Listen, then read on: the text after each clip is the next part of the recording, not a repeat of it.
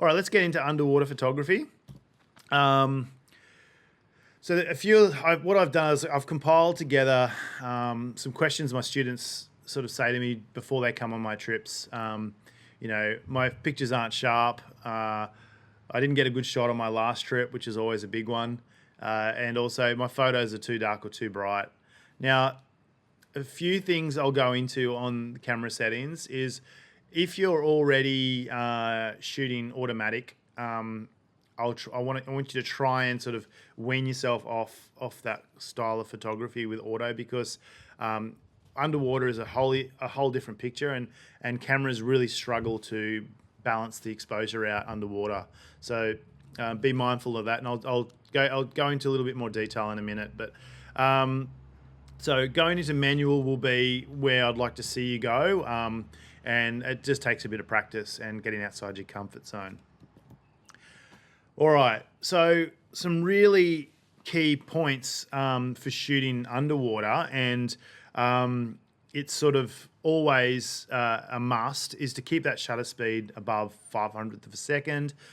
Generally speaking, I will be up about 1,000th of a second. I'm doing this because now that cameras are sort of getting better with their image stabilization inside the camera, you really still need to have those shutter speeds up, because in the water, not only are you moving around and the animal's moving, but also when you're pushing your finger on that trigger on the water housing, you get a bit of movement in the water housing as well. So it's really imperative that you keep that shutter speed up.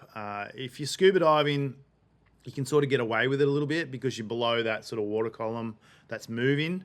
If you're not in a current, you can sort of slow things down a little bit more. But generally speaking, for fast action stuff on the surface, always trying to keep that shutter speed above 500th of a second. If you're interested in doing surfing photography, then by all means you'll have to step then into the sports category of speeds, and that's about 2,000ths of a second, just to freeze those water droplets up there. So on to the next one. If you're not comfortable, like I was saying, with manual, this year I've been sort of pushing, because cameras are getting so good with the managing ISO, making sure you can actually touch it into auto ISO.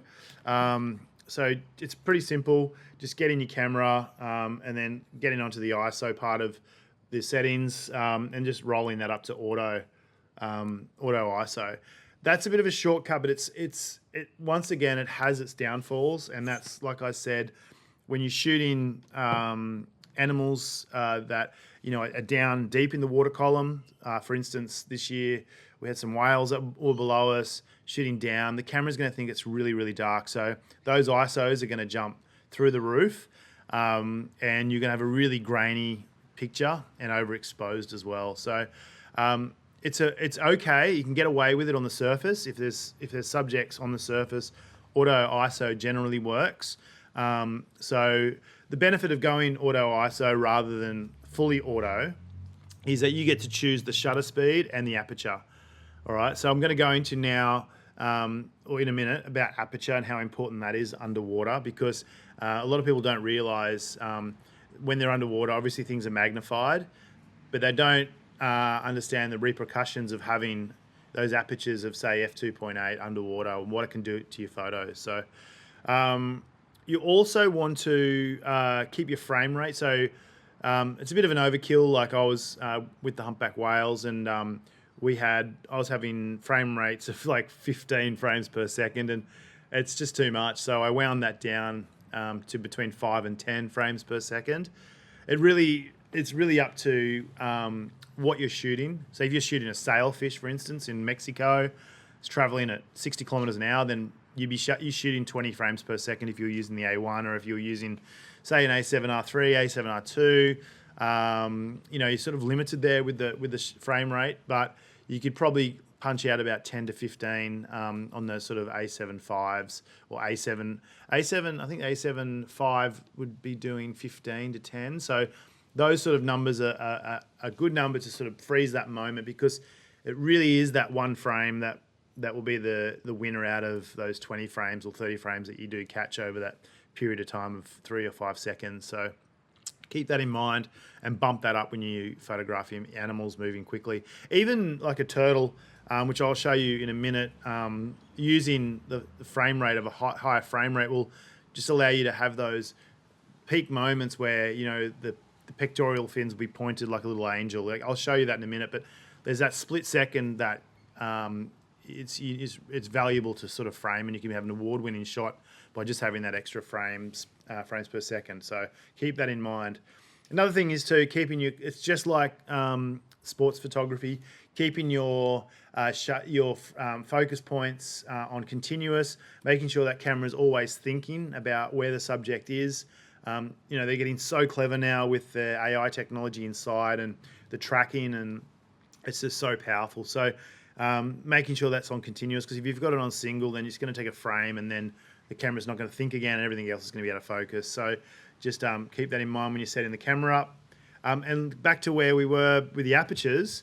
Now, if you're, say, shooting even in a wide angle lens, say a 12 to 24 mil on 12 mil, and you've got your settings at f2.8, under the water, because it's magnified, that means the aperture's magnified as well. Okay, so if you've got f2.8 underwater, that's going to be more or less like a f1.4 or 1.8. So what you're going to get is you're going to get softness on the edges of your image, and you'll notice that around the dome, and it just creates a weird effect, especially if you've got an animal with a tail. You know, the tail's going to be blurred and out of focus, and then the head's going to be in focus. Even on a parallel, so if the animal's parallel to you taking the photo, the edges are going to be soft, so the head and the tail are going to be soft to the animal. So keep that in mind. Keeping your apertures above 6.3. On really nice, bright, sunny days, I'm shooting f12, f14 on the surface, just so I can get those really nice images that are sharp all the way to the edges, okay? With those sort of ports, I'll show you what I'm using. So I've got two different housings. So this will be my Nauticam housing. So this will be for my scuba. If I'm shooting macro, I'll be using my Nauticam because I've got all the lights for it. I've got video lights and also flash strobes. If you're just starting out, try to steer away from using strobes at the moment. Tend to sort of, once you got your head around the basics of underwater, then I would suggest moving into it. It's just a lot more to think about, and it's really hard to handle all that kind of stuff underwater if you're not familiar with it. So just do shallow dives. If you want to go into scuba, just do dives between 5 and 10 meters. You'll still get the colors out of your picture, but after you're comfortable with handling a camera, then consider maybe getting 1 or 2 strobes. And that sort of goes into a new realm of underwater photography. It's not a difficult realm. It's quite an easy realm once you get your head around it. But yeah, it's really enjoyable as well. So yeah, I've got my dome port. This is what I'm using for my 16 to 35 or my 12 to 24, or my wide angles, so my fish eyes. If I'm shooting, what would it be? Say a 24 to 70, then or something on the surface like a 50 mil or even a 70 to 200 on the surface, I'd be then using a flat port. Now, a lot of questions I do get when I'm using this equipment is how do you get, especially if you're rising out of the water, how do you get the water off the ports? Now, you'll see videos on social media of people putting wax on their ports. That's not a good way. The best way is just to go to Bunnings and grab a shower screen, like one of those little squidgies, cut them up into pieces, probably about that, so you've got a few, and then drill a hole in it and tie a bit of line to it and tie it to your wrist. And that way you can just, a quick skim of that over the flat port will get it nice and clean and ready for your next shot. If you're wanting water to stay off your dome port, and that's a different story. There is 2 methods that I use. One of them is if I'm shooting on an acrylic port and I don't have a sun hood like this. So for instance, my Aquatech dome port has no sun hood and is acrylic, then I would just lick it. I'd lick, if I'm, it's a lot of licking, but you have to lick the entire port and let it dry. You're doing this before you go out. Let it dry, 10 minutes before you go out, and then enter the water. Give it a couple of dips just to make sure that the spitters come off. Another thing is too, if I'm using, for instance, a port like this where it's glass and and I can't sort of get my mouth in there, I'm now using baby shampoo. That works really well. So it's just a pain in the butt, like having to carry baby shampoo, but baby shampoo is a fantastic way of getting a nice smooth surface on the dome with water on it. So essentially you're not trying to, on the dome port, to take the water off. All you're wanting to do is create a nice even film of water over the dome. A lot of people talk about, putting Rain-X or those water dispensing sort of chemicals on there. Don't do that. You really want to, it's all about having that nice even coating of water over it. Whereas when you're using a flat port, it's just about getting that squidgy and taking that water off. All right, so that's about they're the different ports that I want to talk about today. Water housings in general, Aquatech are great to start off with. There's a bunch of sea frogs, there's salty housings, and if you want to sort of get serious and you're going to be starting to scuba dive with your housings, then I would suggest jumping into the realm of Icolite.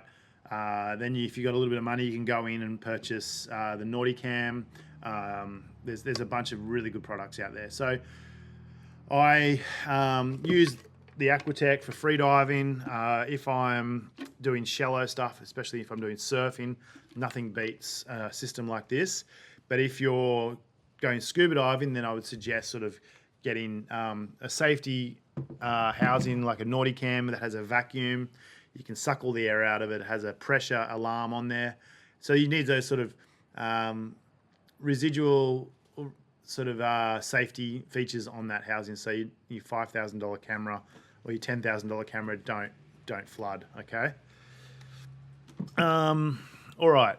So I'm going to talk now about techniques that I get asked the most and are the most enjoyable for me. And I think it's just fun for you guys to learn this because not many people really talk about it and to teach you how to do these split shots.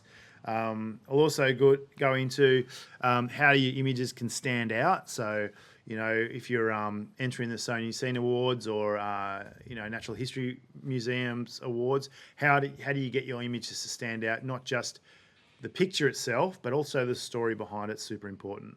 How to expose correctly even before entering the water. Now, this is a big one for me, and it's a technique that I sort of came up with. I haven't heard anyone else doing it.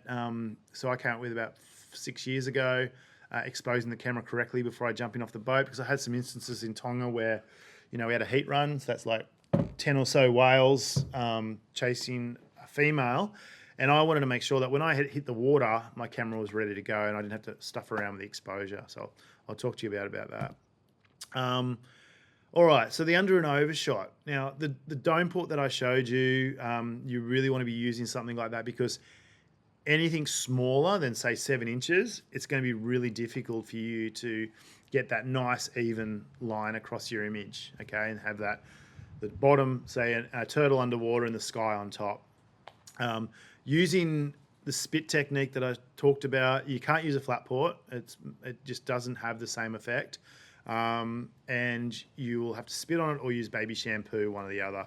The good thing about split shots is you only have to spit on the top part of the top part of the housing. So you don't have to sort of cover that there with spit. So it's not such a big deal because you're only lifting that much of it out of the water anyway. All right, so my tips for shooting split shots, and I've been doing a bit of it in the last couple of weeks over in Tonga. Anything above an aperture of, say, f/18 is a really good place to start with having your exposure correct, your depth of field correct on the surface as well as underneath.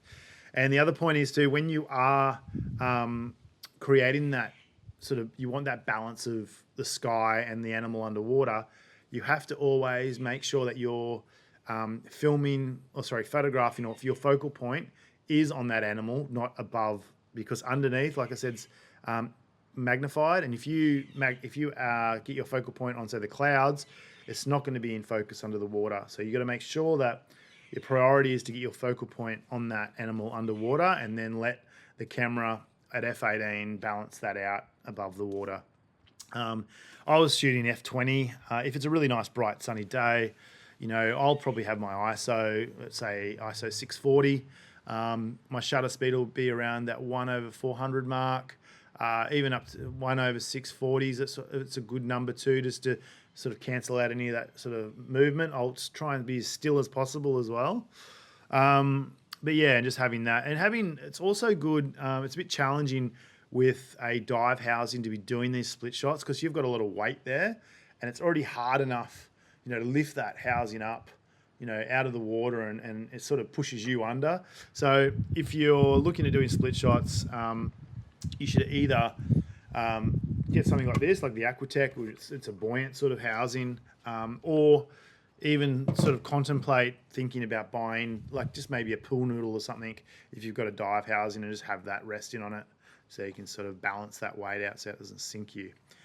All right, so wide angle 2, the 12-24 is a fantastic lens for doing split shots. Fisheye is great, and in Tonga I was using my 16-35 most of the time in the water, so that was pretty much my go-to lens, the 16-35, and that allowed me to still do really nice split shots of the animals as well. On my Instagram, you can see my latest split shots with the 16-35.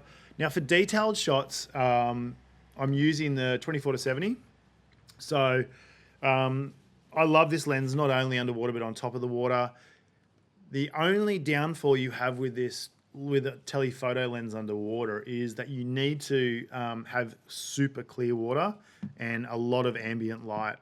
If you go into the underwater and not have a good light, not have good clarity, your images are just going to look green, blue. They're not going to have any contrast. You're not going to get that skin tone of the animal out. It's and you'll be cranking the ISO up so much that images will just fall apart. So you've got to be really mindful of when you're going to use those lenses underwater. 24mm you can sort of get away with underwater on an average day, but anything above that, you're going to really need to have that really good visibility and a lot of light. So that's a good lens to sort of do up. And if you're shooting macro, I wasn't going to go on that today, but if you're interested in macro, then Sony have the 90mm lens, which is fantastic. And you just got to be mindful then, if you're shooting 90mm underwater, you're going to need strobes, and you're going to need to be at f/14, f/16, because that magnification underwater is huge. And if you just keep it at say f6 or f8 on a 90mm underwater, you're only going to get like a couple of millimeters in focus. So you'll miss a lot of the image in there. So what else can we say? You'll get you get diversity through your portfolio. So that's another thing. Like if you're entering competitions, it's always good, or you're pushing to a company and showing them what you can do about your portfolio and how strong it can be. Then I would suggest getting a different range of lenses and shooting them underwater, just to show that you're not all fisheye or you're not all 16, really wide angle. Get some nice detailed shots there to sort of fill in your portfolio a little bit. Going back into competitions, always think about the story behind the image and if it's interesting, and you can always elaborate on it. ChatGPT is awesome for, you'll type in the experience you had and you say, reword this to make it, more poetry, or so that's super important. It's a good tool to have when you're entering awards. Just write a really interesting story and then see if ChatGPT can put those words that you've put into it to make it sound a little bit more storytelling and beautiful.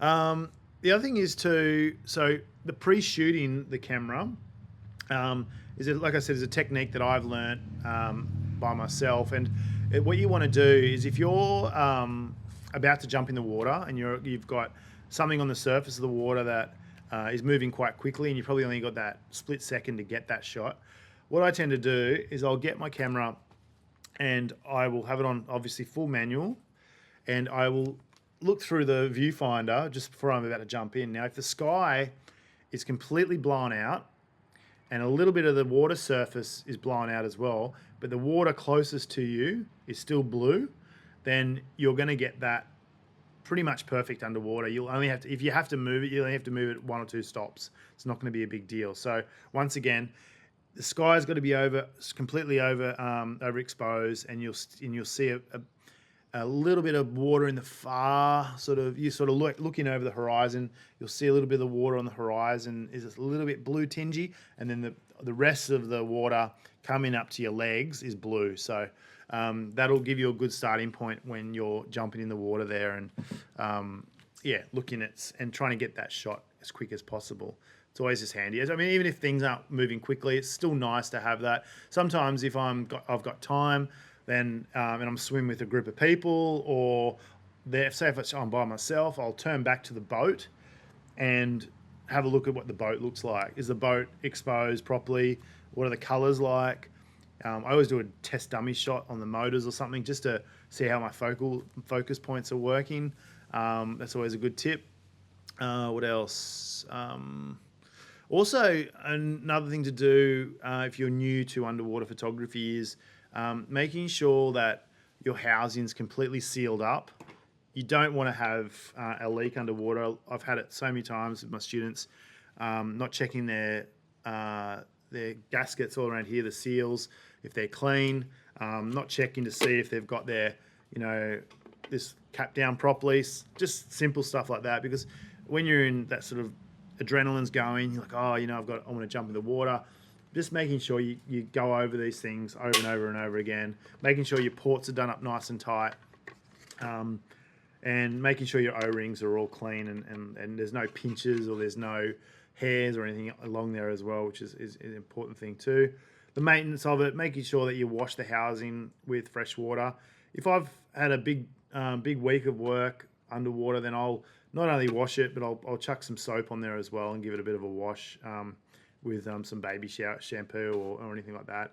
I'll also go in and do a bit of a maintenance on it as well and get some silicone and put that around the seals just to keep them fresh, and sort of it's also a real anti-corrosive material, the silicone gel as well. So I sometimes chuck it on some of these buttons just to keep them nice and fresh and loose and easy to use. So just maintain stuff, otherwise it won't last. All right.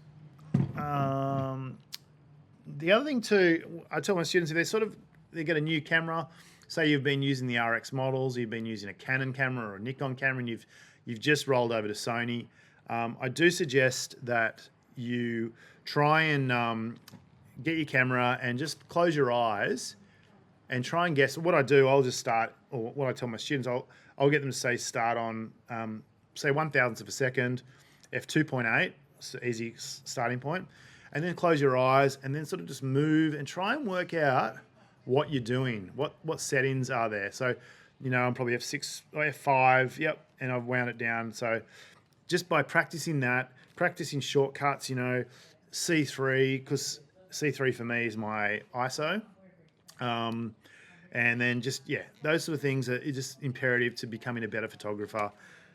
Even when you're not underwater, even when you're shooting, say, birds or animals above water, then it's really nice to have that familiarity with your camera, that you can just flick it 100 mile an hour, and because that, hang on, I was at 1/400 the other day and I haven't played with it since, and bang, bang, I want to get up to 2,000ths of a second quickly just to freeze that moment. So doing that is a good little exercise. Okay. All right, so I'm going to give you some examples of work that I've done in the past, just to show you what lenses I'm using and what exposures I'm using for that stuff as well. Let me just get it here. So I'll try and move, hang on a second, I'll just move my head so it's not over the top of Nemo.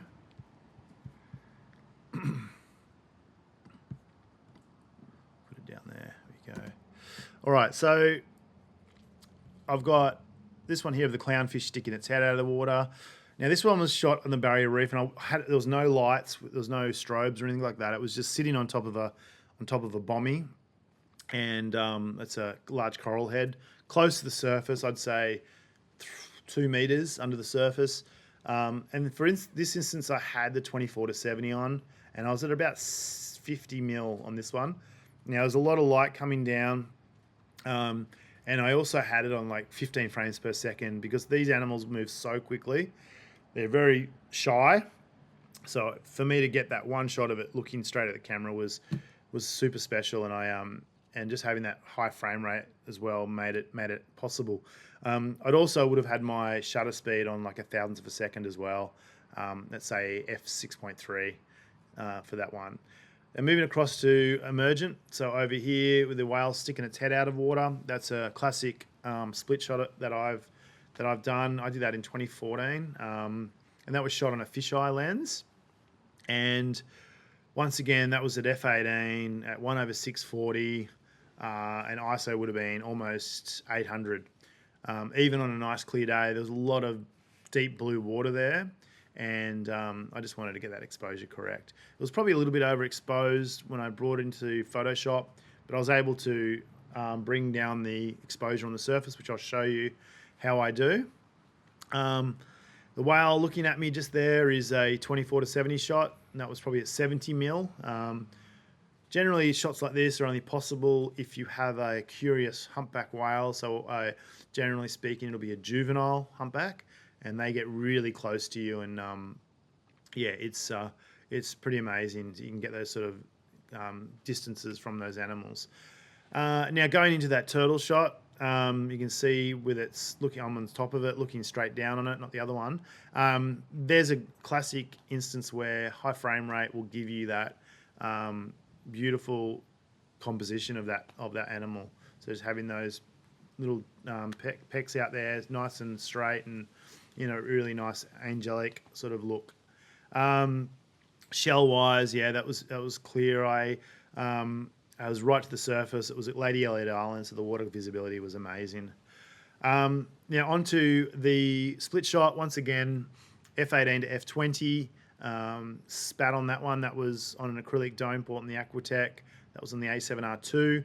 And my focal points will be on the animal.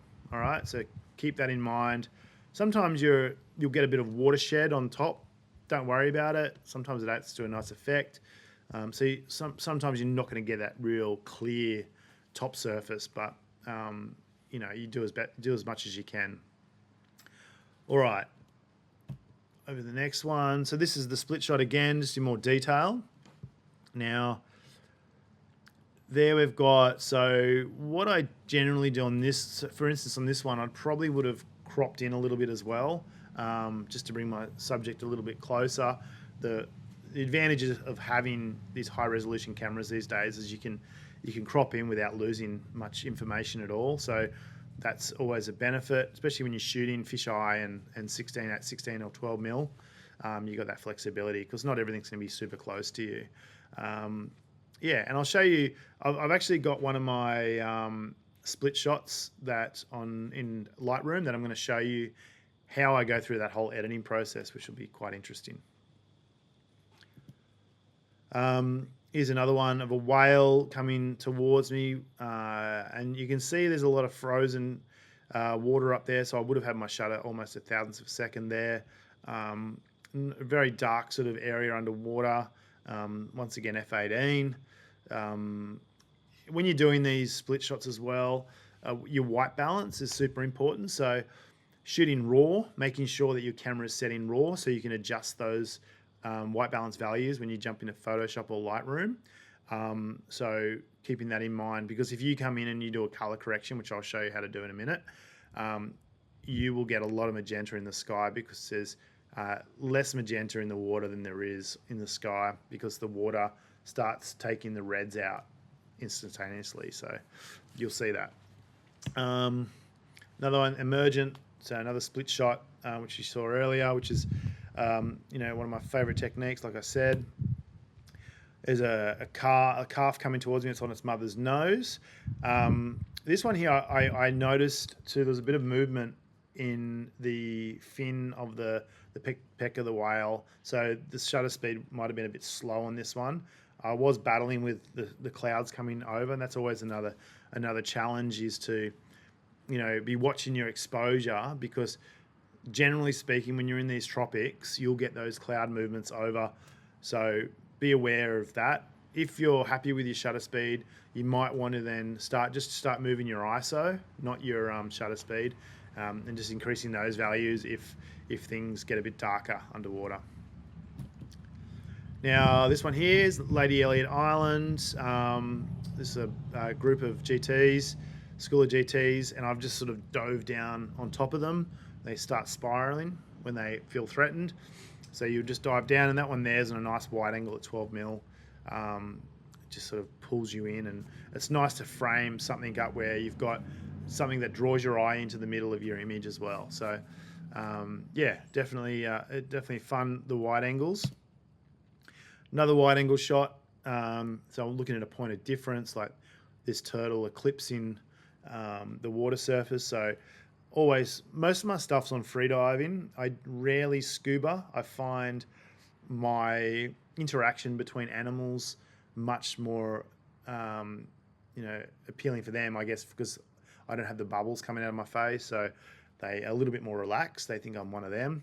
Unless you sort of dive down on them like a shark, then they won't be relaxed. But so this one here, I've just swum under the turtle, and I've had to hold my breath and wait for about 10 seconds just for it to sort of come over the top of me, and then I've taken that photo as it's going between the sun and the lens. I've created that really nice effect. Every other photo, and this is another instance why you should be shooting those higher frame rates, because there was that split second. You know, the shot before was overexposed because the turtle hadn't blocked the sun out, and then the next shot was overexposed because it moved away. So keeping that in mind. Another example, so this is 24-70. This is a fully grown humpback, a female. She had a calf. Actually, funny thing is, I saw this female this year.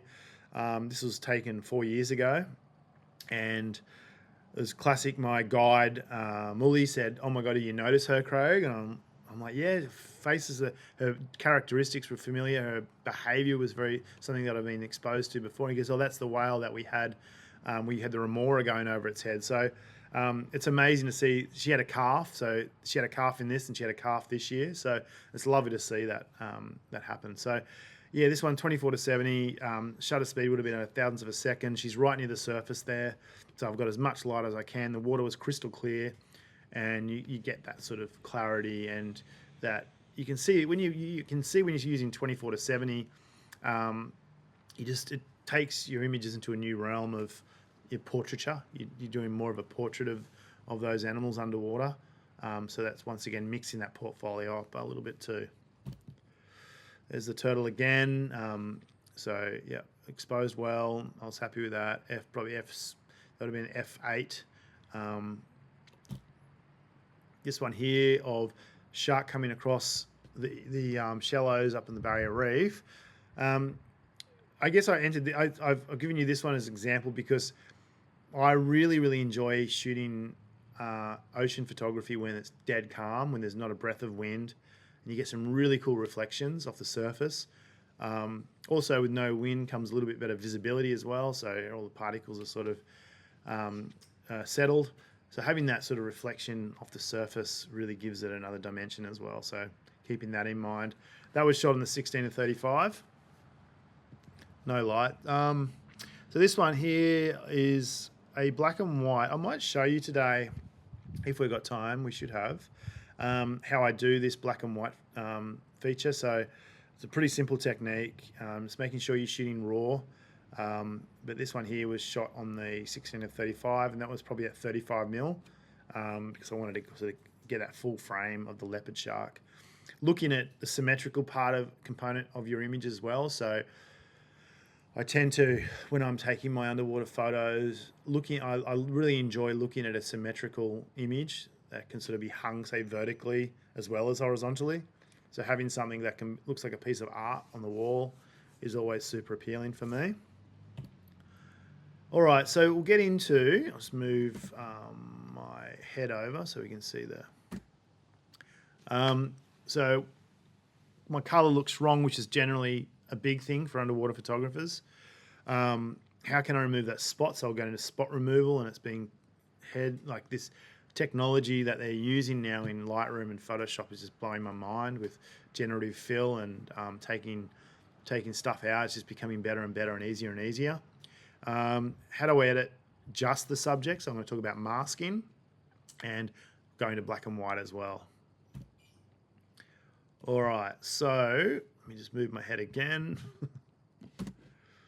So I'm going to talk to you about using the white balance dropper tool, heal or clone tool. They're sort of looking back on it. The heal tool now with AI is super good, and I don't really use the clone tool as much, but I'll show you the differences between those two. Making the subject making the subject stand out is really easy, so I'll show you, and how to save your masterpiece as well. So like, what are the best file types to save that image under?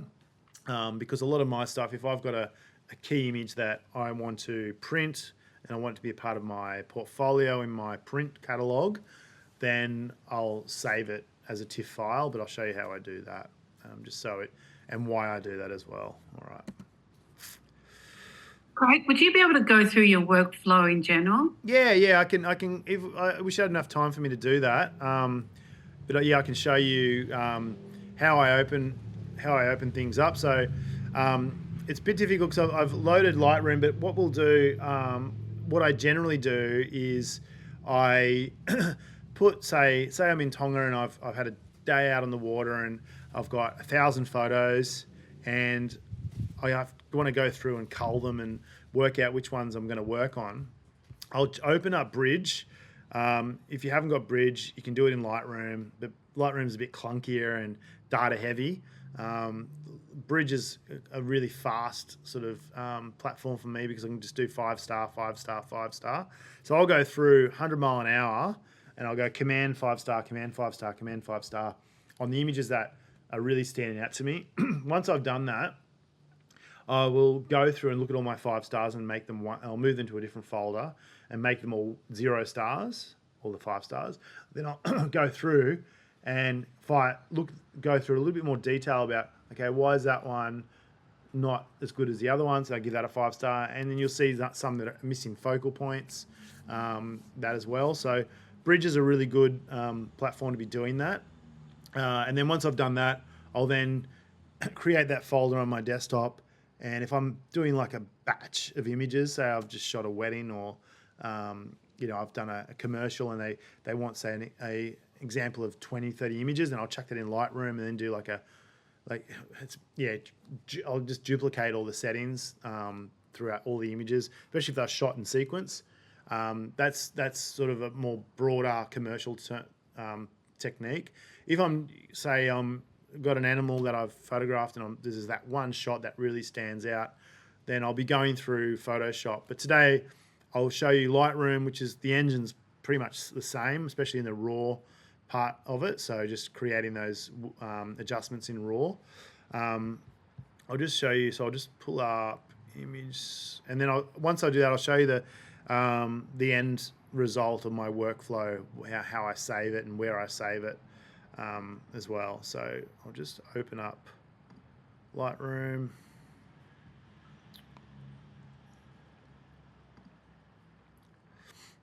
Okay,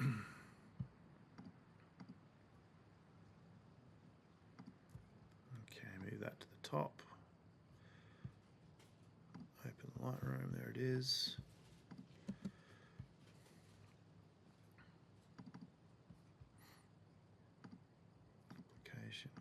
Classic. Here we go. All right. Let's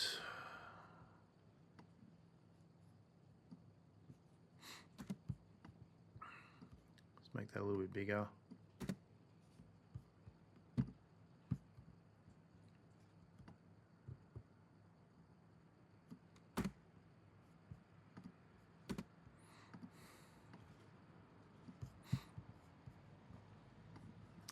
So there. Beautiful. I'll just chuck my head so you can see me talking again. Put that above. There we go. All right, so you've got me. So is it, yep, it's showing there. Perfect. So what I'll do is first I'll go into the underwater one and get in the white balance, and I'll show you how I do all that, and I'll mask it as well. So this is a raw. I'll go into. I just want to make sure that you can see it all perfectly. Great. So I'll go into develop. Select that one. All right. Go into, for some reason it's remembered what I've done. So I'll just go into as shot. So you can see there straight away as shot. Oops. It's, you know, incorrect color balance. It's looking bluey, washed out. And I don't know, overall, just not an appealing image yet. So what I do, first thing I always do with all my underwater photos is I'll go and get that dropper tool. I'll take it and I'll look at something that's white. Now, if I chose that area there, it probably won't work because it's overexposed. It cannot get white balance here, neutral area. So what I'm going to do is see these fish here. I'm pretty happy with that sort of nice neutral area of the fish. There's not much else. I think the sand here is a little bit too deep. It's a little bit too blue, so it wouldn't give me an accurate color balance. So let me find this fish and then just click on that. Bang. And so you can see there it's brought all the reds back, but it's almost too much. So once you've done that, you really want to then go into it and make another adjustment. So just they're much smaller adjustments than it would be if you hadn't have done that dropper tool. And then just gives you a good idea. So I'll drop a little bit of magenta down there because it was too warm, and I probably blew it up a little bit too and sort of drop that temperature down. Now once I've done that with the color balance, and I'm happy with, you know, what that looks like, the skin tones of the turtle. I'm happy with the shell color. That's looking good. Then I'll go into, you know, look at my shadows. You can maybe boost those a little bit. I don't like to boost shadows too much. It's quite a destructive sort of movement, but, you know, as much as that's probably okay, you know, +9 to +20 is probably the maximum amount. Now I'd go into look at an exposure. All right, so you can really see what raws can do. Like, even though that looks like it's blown out, if I bring that down, you can still see detail in the sky. You know, it's pretty incredible how much raw actually, how versatile it is. So in this instance, I would probably create a mask. Now, the biggest mask I use underwater would be the linear mask. So I'll get rid of these. These are already on there. There we go. So before, okay, and I'll create that linear mask for you. There we go.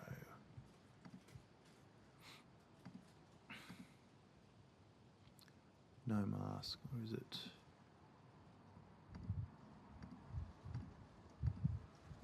Here we go. So select linear. Oh, gradient. Yep. So clicking and dropping that down from the surface is always it'll always work with most water photos that are taken near the surface. Just darkening that transition, that gradient down from the surface is the way to go because it makes your subject stand out. So I'll just drop that sort of exposure a little bit. Just going to have a look at, see if that white balance is, yeah, the white balance is still okay. Just a couple of adjustments, yeah. I'll add a bit more magenta there. Now with the bottom of the image, I want to make that a little bit lighter as well. So I'll do the same thing, linear gradient, bring it up from the bottom now, and just lighten that area up at the bottom there. And you can also make adjustments, obviously, by the white balance as well. So you can probably add a little bit more magenta to that weed area.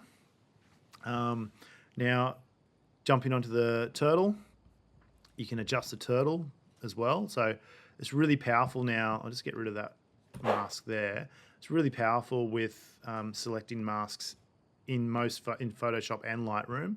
by selecting object tool, you can sort of grab it and you can do it that way, or hang on, let me go that. It should select it quite easily. Yep, it just hasn't. You can add to it, add that there, but probably the best one to select objects would be using this sort of outline tool. So you just click and drag it over, and it pretty much, you can just keep adding to it. So you can go, let me go add plus, so then you can just keep adding. Just add that fin there that got missed, and then you can see some of the weed was caught up on it as well, and we can get rid of that by using, say, the brush tool and just making that a lot smaller and just sort of paint that out.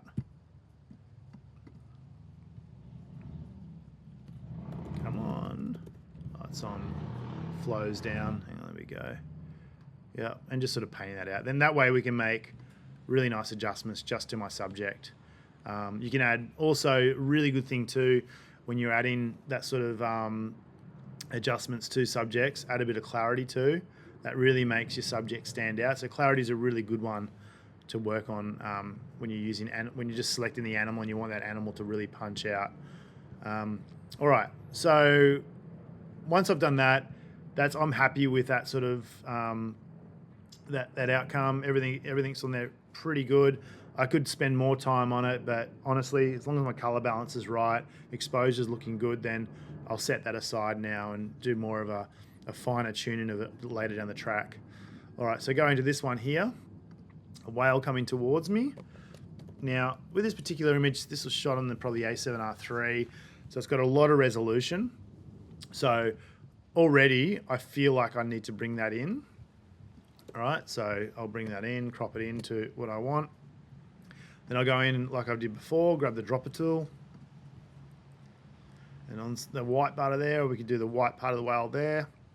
And already you're seeing the animal skin tones become pretty much exactly the way you would think they were underwater. You can even cool it down a little bit. If I thought it was a little bit too warm. And then I'd be happy with that white balance there. That's fantastic. Now going on to masking straight away, linear gradient. This time, because I'm dealing with the deep blue water here, I don't want to lighten that. I want to darken that. I want that animal to be sort of the centerpiece of my image. So I'm going to darken it. And then from the top, I'll do the same thing as well. Darken it. And the overall exposure could be brought up a little bit for the entire image. There we go.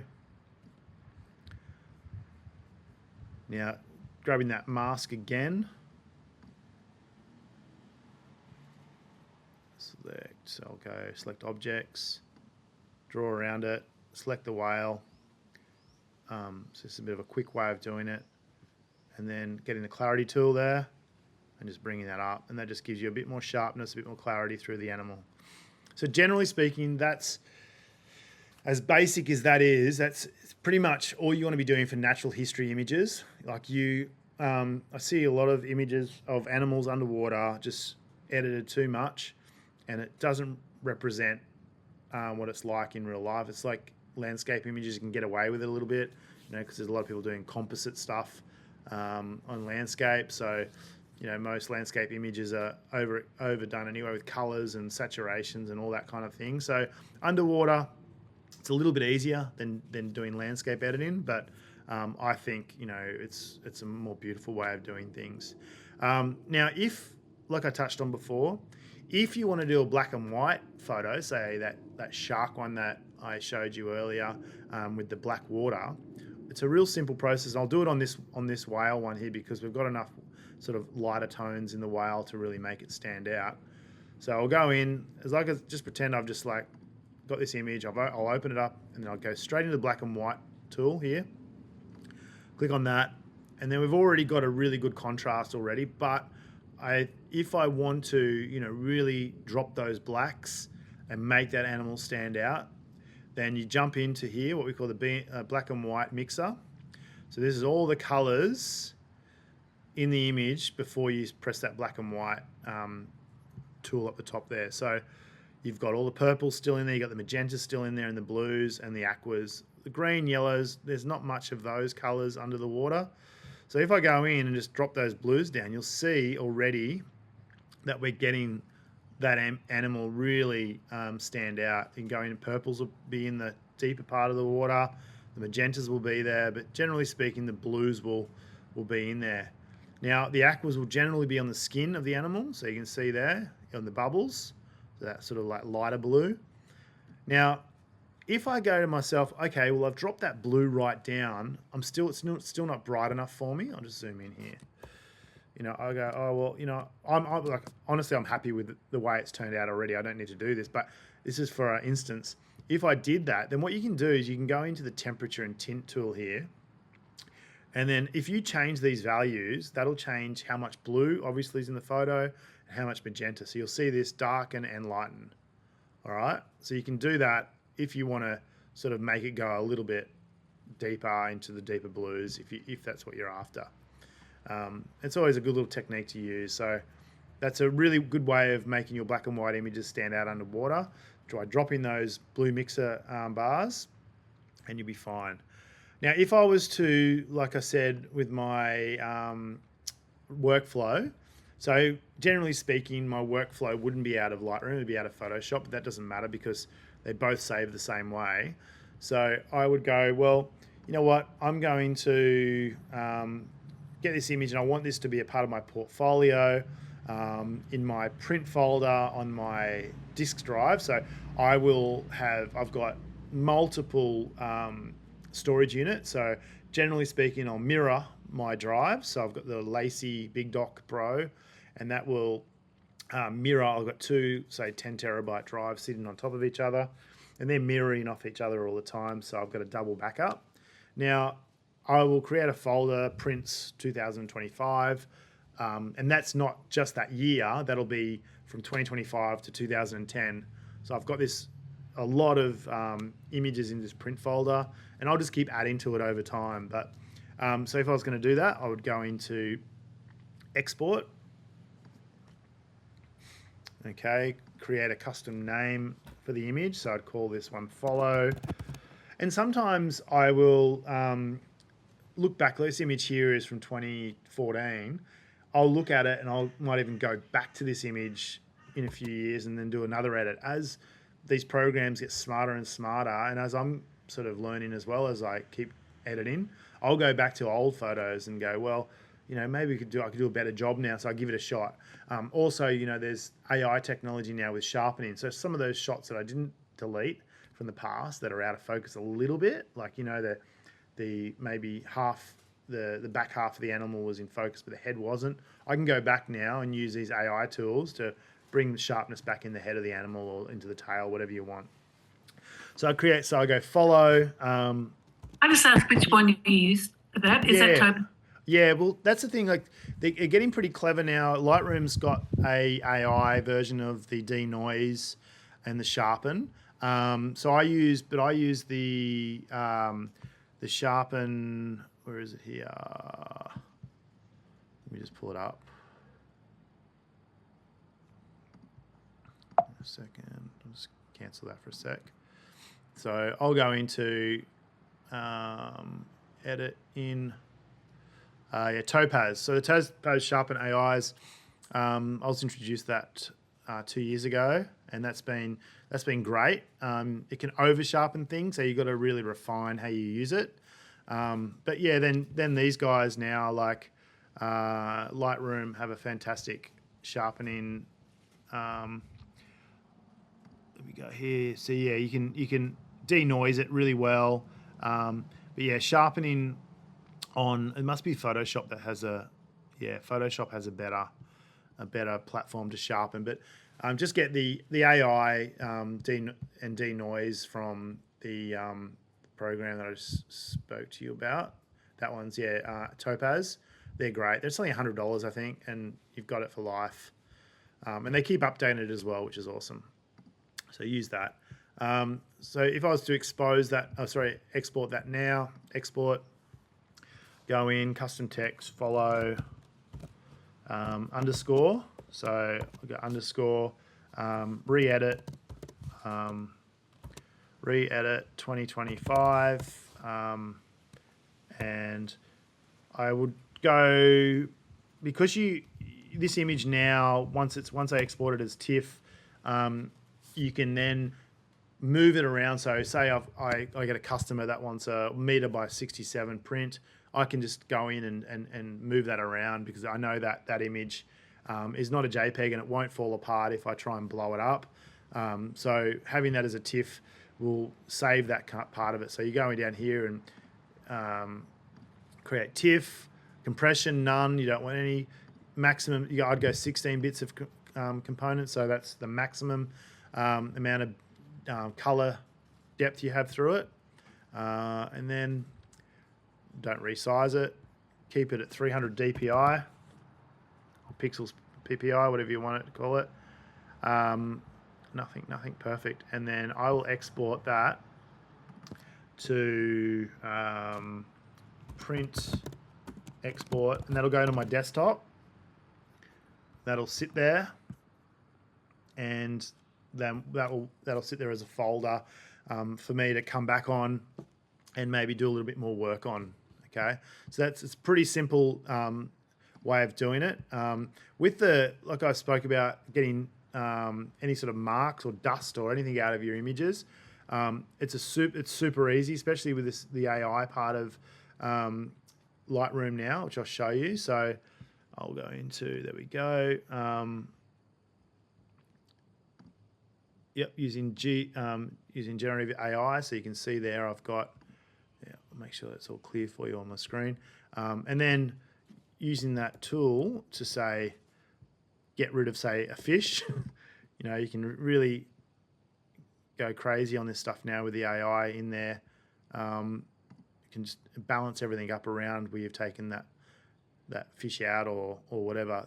Generally speaking, in the water, you get, sand, dust spots, all that kind of stuff on your image. So just let me just see what that look like then. For some reason, it's left this. Oh, there we go. So yeah, really powerful way of removing stuff from your images now. Obviously just not underwater, but on top, is using that tool to, and always tick the generate AI, because if you go in and try and do it with that on there, you'll start getting weird blotches and it's not that user friendly. Photoshop has a much better one to do it with, but this one works really well with the AI part of it attached to it. So that's really the editing part. Can I just clarify something? Yep. When you say that you change the file to TIFF, do you always keep one of the images in RAW? Absolutely, yeah. I always keep my RAWs and always double them up or triple them up somewhere along the line. So the TIFF is just a higher example of keeping a JPEG on file. It is really data heavy. Like, for instance, that one of the turtle is a gigabyte. So the TIFFs are really data heavy. But yeah. Oh, I thought TIFF was less than RAW. No. I thought the idea of changing to TIFF was because it was smaller. It's smaller than, well, it's just it's ready to go, whereas a RAW is not ready to go. If you don't have the data in the background on the RAW, your image is going to go back to the original. So yeah, your TIFF's there as an edit and as an image ready to go to print, so you can resize it to whatever size you're after or your client's after. Okay. Right. Okay. It's okay. Let me just turn that off. All right. So like I said, I've got the masterclass that I've launched. It'll go into a bit more depth on underwater photography for you. Goes into printing, goes into mindset, all that kind of thing. You can check it out. There's a whole description. If you scan, here's exactly what's in it. But if you go to, I'll give you a code. You can scan it, and then it's a QR code. scan it and go and read what it's all about. So it's quite descriptive, the first page, and you can have a look. You can have a look at that. Also, I've sent you the ebook. You have a read through that as well. So it's just a good little, it solidifies everything that I've spoken about today for underwater anyway. But there's also, if you're interested in aerial and landscape and all that kind of stuff, I go into more detail. It's also got a really good video on there on shooting wildlife, and it's actually me on the boat speaking to camera. So there's little things that I don't think about to teach, but when I'm on the boat and I'm doing it, I go, oh, hang on, that's a really good tip. So there's some really good parts in the masterclass that I love, and I'm always going to expand on this as well. Like, I'm thinking about doing one specifically just on underwater, so I'll go into depth on how to take macro shots with strobes, how to use strobes and wide angle lenses, and all those sort of things, and how to maintain your equipment. So you'll just move that over. So yeah, you can scan that if you want to have a go and look at it. You're going to have to buy it straight away. You can read all about it before you want to take the deal. But it's really not that expensive. It's $99 US. So it's about 135 Australian, I think. And if you're not happy with it, it's refundable as well. So there's no real thing there. So that's all good. So Q&A, I'm sure you might have some questions. Do you?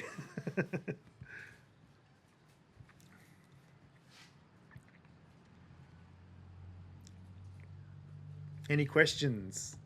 Marcos, you're being quiet, mate. Any questions? I have one. Yes, Heather. Yeah, sure. With your Tonga trip, rather than purchasing equipment beforehand, do you provide the equipment to try out the casings and things like that? No, but I do have sources in Aquatech and with other places that can. A lot of my students, they because they're not sure whether they want to sort of take the leap yet, they'll just hire a housing for that week, and then I can also you can also talk to, I can utilize all that for you, and you can hire if you've got a camera, if you've already got a camera, then that's fine, but you can also hire a camera as well to sort of put into that housing. But yeah, I generally help my students whether they are starting out, and I'll just get that organised for them, and they can take it along well with them. But it's just I'd love to have that facility, but the baggage limitations for me over to Tonga are really strict. So I'll take my gear, and I'm already maxing out. So yeah, but I can help with that down the line. And scuba diving certificate's not necessary? No, it's just snorkeling, and so you just lay there and the whales come to you. Yeah, if you dive down, it scares them off. So we don't dive down, so they just literally come to you face to face. They'll swim right underneath you, so you can get that sort of ability. Like when you dive down, we used to dive down with whales, but they just found out that it was freaking the mums out too much and it was making them move. So even if they're free diving. Yeah, even free diving freaked them out. Yeah, the mothers are really, protective against the calves. So if you dive down them, they always move. So if you stay there and act like an uncoordinated dolphin on the surface, then the mother will let you play with the calf, and the calf will come within like a meter from you and play, and then the mother will come up for a breath, and then sort of maybe sometimes sit on top of the water column and just look at you. So you actually get a better interaction by staying still. Yeah. Then how do you get those images where they're not split images, they're just all underwater? Yeah. Is that just under the surface? Yeah, just under the surface. So, you're just looking down at, say, 45 or, that sort of, and you get there, like I got a couple this year that are on my Instagram. You can check out that the mother and calf are coming up, and that's just looking down at, say, 25 degrees. Yeah. Yeah. It looks like you're right under them. Yeah, it does. Yeah. So that's using that technique too that I showed you about getting that gradient tool and dropping it down. And dropping it down, it makes it look like, because you're hiding that sort of illumination from the surface as well. Yeah. Yeah. So do you do any training in free diving to prepare yourself for that? Yeah, I did a course. You can do courses with Bat Paddy and SSI. Oh, Patty does them. Yeah, Okay. Patty started doing them now. Yeah, I just did it for my own safety. I didn't do it because I wanted to become better at free diving. Just what I wanted to learn how the body works underwater free diving. So I wasn't taking any risks. But yeah, it's really interesting because it's amazing what your body can do and how long you can actually hold your breath for. So yeah, it's definitely something that I'd encourage if you want to do more of, is to do a course on it. Yeah. I was going to do it for diving in the kelp in South Africa. Oh yes, yeah, beautiful. Yeah. I couldn't get a course. I couldn't find a course before I left. Yeah, right. So where are you? You in Sydney or I'm Melbourne. Melbourne? Yeah. There's a couple down in the Mornington, I think. And you could probably even, if you wanted to sort of have a warmer environment, it only goes for 2 or 3 days. So you could even do one on the Gold Coast or one in Byron Bay as a bit of like a holiday, sort of 3-day holiday. Yeah. It might be worth it too. Yeah, I'll look into it. Yeah. That's why I did my scuba diving, but I'm Yeah. so out of. It's been so long since I've scuba dived. Yeah, it's good to do a refresher if you haven't done it in a I while. think I'd have to redo it again. I think all this. Yeah. Yeah. So lovely. So yeah, that's So it. Tonga's on my list for next year, so fingers crossed. Yeah, no, we've got we're doing it for the whole month of September next year. So I'm running 2 trips. They're 5 days on the water, 7 nights accommodation. So yeah, they're a pretty incredible trip. Everyone had a great time this year, and yeah, it's definitely something that I don't get sick of. Yeah, I can imagine. Lovely. All righty. Well, thank you. Thank you. That was great. Yeah, I'm glad you got something out of it. I've done a bit of a recording too. So what I might do is once I process that recording, if you can email me back your emails, and then I can send you through like a link, and then you can, if you've missed anything on today's talk as well, or you want to refresh it, yeah. So you have Okay, that. thanks. Okay. Okay. Lovely. I'll see you on Saturday. Yeah. Okay. Wonderful. See you down there. Okay. Bye. Take care, guys. Bye-bye. Bye. Thank you, Craig. Bye. Thanks, Marcos. Bye, mate.